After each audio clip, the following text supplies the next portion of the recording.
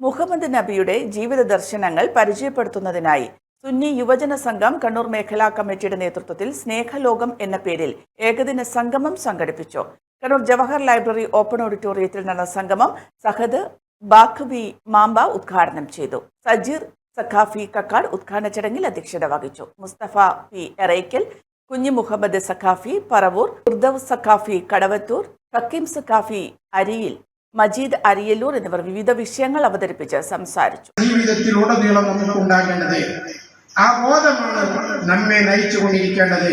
എങ്കിൽ നാം ഒരിക്കലും ഒരാൾക്കും ശല്യമാകില്ല. നമ്മിൽ നിന്ന് ഇസ്ലാമിന്റെ സുന്ദരമായ മുഖങ്ങളെ വായിക്കാനും കാണാനും സാധിക്കും.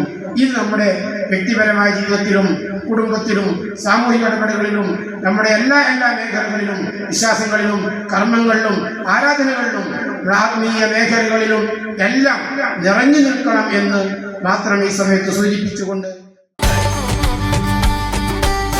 നിങ്ങളും ദിനേശ് അപ്പാരൽസിന്റെ ഷർട്ട് വാങ്ങിച്ചിട്ടോ? ആരെങ്കിലൊക്കെ ഫ്ലാറ്റ് ആവട്ടെ. നല്ലൊരോണം ദിനേശ് അപ്പാരൽസിനൊപ്പം.